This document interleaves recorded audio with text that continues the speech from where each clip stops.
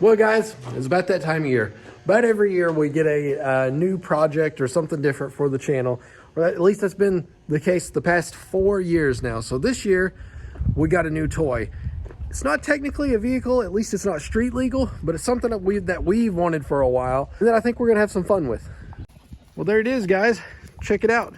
It's a new to us, so it's actually used, but it's a new Polaris Ranger. This particular model right here, I looked, guys, before I get too deep into it, I want to tell you a little story.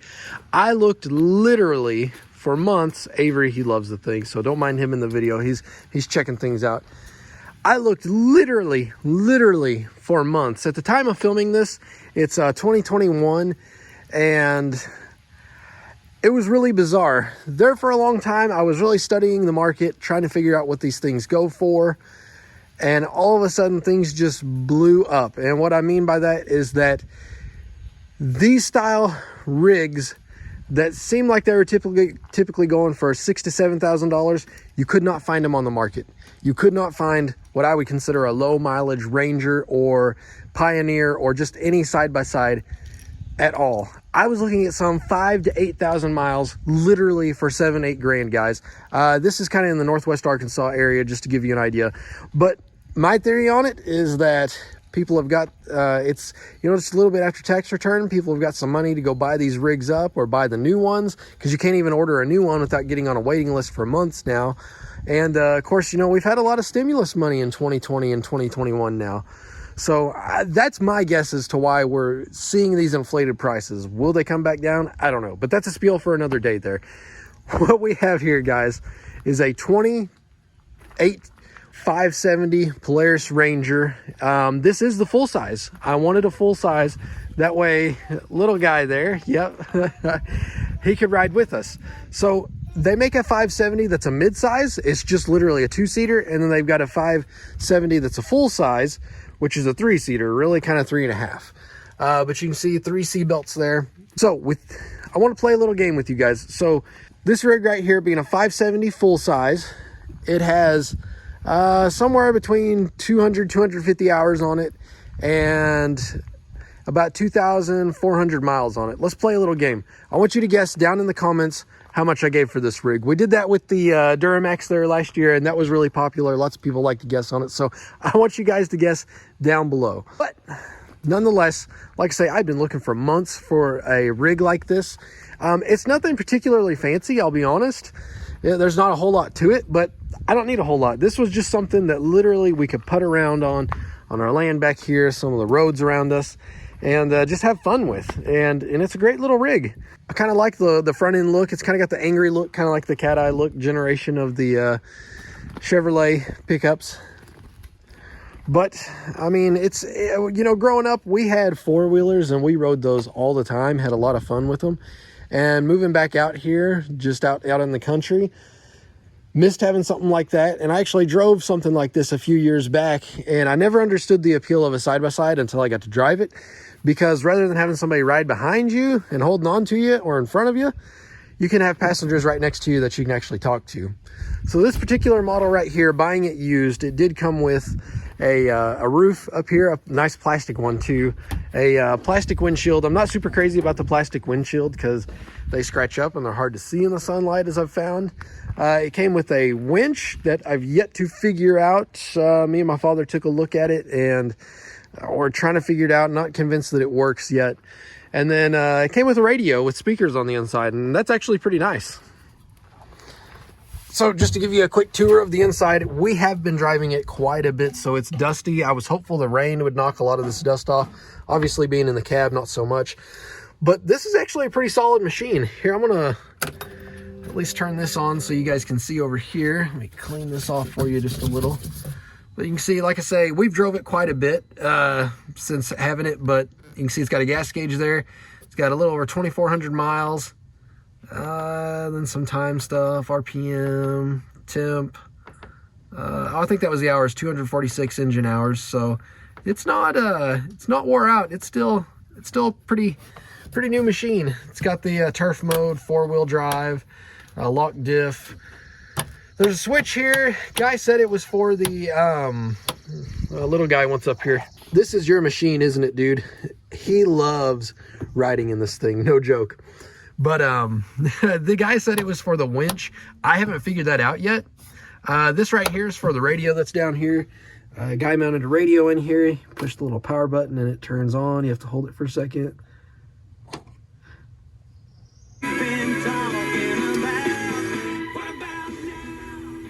You can tell the radio works pretty good. It's got a gear shifter right here, so you can see we're in park right now, and it actually changes, so it moves into reverse, neutral, then you got low and you got high. And you got a couple cup holders, I guess a phone holder, that's what I've been using it for. Adjustable tilt steering wheel, that's pretty nice actually. You got storage down here that's actually pretty good. You've got a nice little cubby here, a cubby here that you can see is filled with radio, another one right here, extra spots for some switches. You got a cubby down there, another cup holder, and then you've actually got a glove box here, and it actually fits in kind of back in here, which is pretty nice. The seat, I will say, is very comfy. The ride itself is actually really, really good. It has shocks that you can dial up and down. If you dial it up, it sits a little higher, but if you dial it down, it makes the ride a bit more comfortable. And I will tell you, this thing right here going around on the dirt road, it's way more comfortable than any of my vehicles. Like it just sails over the bumps, no problem. Really, really nice. If you come around front, you've got a little under hood compartment.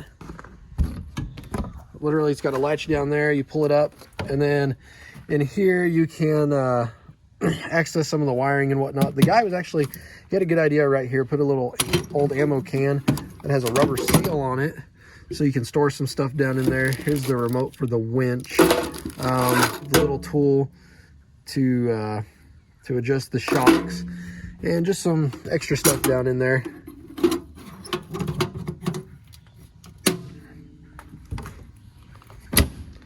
Make sure that closed. The tires are pretty close to wore out on this particular machine. I will say, if you hit pavement with these, they're freaking loud, really loud, but they're a mud tire, really. Some sort of Carlisle. I imagine these are OEM to the rig here. Oh, and it's got two, which is nice for the kiddos. It actually came with these fabric doors. And literally, there's just a little clip right here. You clip that in. And then you're a little bit safer as far as, if you're going to be rolling in and out or anything like that. You love this rig, don't you, Bubba? You really like it, don't you? High five. Yeah, high five. And then, of course, it's got the nice bed, which actually I can see myself using this quite a bit. We actually had a tree cut down here recently that's close to a power line. Huge tree. This little thing's going to be handy to drive out in my yard, not tear it up with a big truck, and just move those logs wherever I want to. Or I've got some that my father cut up for me last year in the field. It's going to be handy for that. Oh, another cool feature about this, as you can see, the tail lights, they are, like I say, I was hoping the rain would clear these off a little bit better.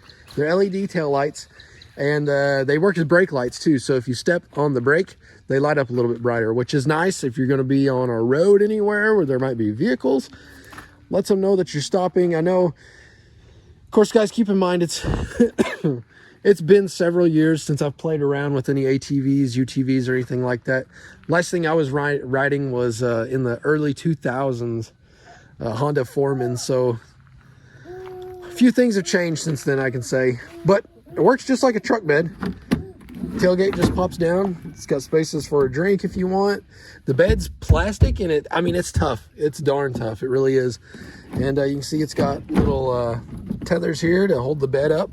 I wouldn't want to put too awful much weight on the tailgate, but it works. It's got these little holes here, which you can put different things down in there, and you can mount a gun, you can mount an axe, you can mount different things in there, or just different tie down points, which is also tie downs in here. It's also on each side. Got a little bed lift. You literally pull this. I don't know if you guys could hear that or not, but it's got a hydraulic on the other side there. But literally, this thing, it's a fun little rig. It is. And maintenance, for the most part, looks really easy. You've got your air box back there. I believe it's called a CVT drive is what it is. So basically, The clutch is just attached to a rubber belt that's behind this housing right here. And if you get water in it, you just drain the water right here and then it'll start going again, or should. So it doesn't have to shift gears. You're literally either in high or low and it never shifts gears, which I kind of like. It's kind of a smooth, constant source of power. Well, I guess I should have left that up. On the other side, you've got, let me show you where down here you can see the oil and the oil filter. I mean, maintenance is pretty well a breeze. And then if you look on the back side, you have actually got a receiver hitch, your exhaust, and it's just pretty straightforward. Oh, and another really nice thing too is that it's got headlights. So at nighttime, you can see where you're going. They're actually pretty bright too. They work really, really well.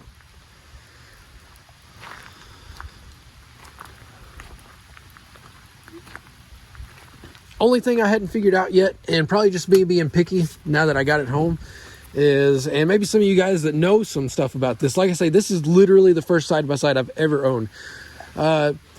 Always growing up, Dad had four-wheelers and stuff that we drove around, played with, but listen to this, what I think's a shock over here. A little creaky. I'm not sure if the shock's bad. Honestly, if you're going down the road, you don't hear it. It's just whenever you get some pressure on it. Makes a little bit of noise, but honestly, I'm not too worried about it. Really not too worried about it. So guys, I'm sure you'll be seeing videos going forward of just different general maintenance if we have some fun ideas for it. Honestly, really, I don't want to do anything too crazy to this just because I want it to be reliable. I like it how it is. I know some guys out there will put some big wheels and tires on these things and put clutch kits in them and all sorts of stuff, make it go fast. Literally, this thing right here, we're putting up and down, going maybe 20, 25 miles an hour. That's plenty fast for me. It will wind up to about 45, maybe even a little bit faster. I don't really care to get it up that speed myself, but it will get up and go if you want it to. Literally, as of right now, my only complaint, owning it for a week now and driving it 2 or 3 times for several miles, is that if you're sitting in the cab, and this is being pretty particular, guys, but if you're sitting in the cab, this particular model doesn't have power steering. Not a big deal because it's not that hard to drive. You can actually buy kits and put power steering on it, so that could potentially be a future video, some power steering. Also, that it is a little bit loud sitting in the cab, because I mean, you've got the engine sitting right behind you, and your exhaust is coming out right back here. I mean, this thing, even 20, 25 miles an hour, you're somewhere between 4,000 and 5,000 RPM, and maybe even a little more if you're trying to climb a decent hill like we have here in the Ozarks. Gotta hop in it here real quick. It's starting to rain on us pretty good, so we're gonna have to finish up this video and go on inside. I'm sure Mama won't want you sitting out here in the rain, but like I say, this probably isn't going to be anything too crazy. We'll just do some general maintenance on it, maybe do some riding videos, just having a little fun. And if you guys have suggestions, leave them down below for what you'd like to see with this rig. But potentially, maybe wintertime, if we find ourselves using it just a whole lot, we might install a heater kit in this to where we can have some heat. And then I know they make some stupid expensive cabs that you can put on these that have plastic doors and whatnot. If we do install a heater, we might just do some with the actual zipper doors at first. Those can be had for several $100, and for what we'd use it, I'd probably only use that. Yeah, that's right. I'd probably only use that in wintertime anyway, because I like having the look at you, he's having fun. I like having the fresh air on me in the summer, so I'd probably only use the cab in winter, and the heater too.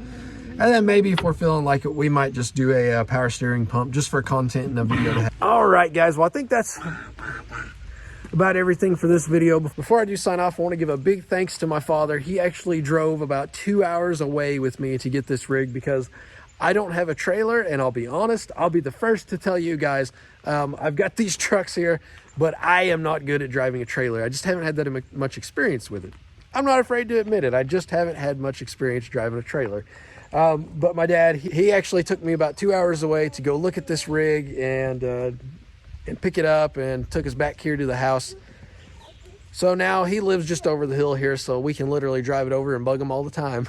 But also, guys, thanks for watching these videos, because really we wouldn't be able to enjoy the stuff like this, these vehicles, toys like this, if it wasn't for you guys watching these videos. You guys really do make it possible for us to do this, because YouTube does provide a little bit of income for us to where I can pretty much do my day job, pay bills and everything like that. And then everything from YouTube, we can buy these toys, do these videos, just different fun things. And hopefully at the end of the day, stash a little money in the bank too. So I do just want to say thank you guys for watching these videos and making this possible for us. All right, guys, be looking forward to more videos here on the Ranger. Of course, we still got some stuff that we got to do to the Duramax that I've been just putting way off. And then we've got some exciting stuff too that that White Automotive wants us to do with the old High Country back here. So I'm really excited for that video. So stay tuned, guys. We got some good stuff coming. All right. Whew. Until next time, take care.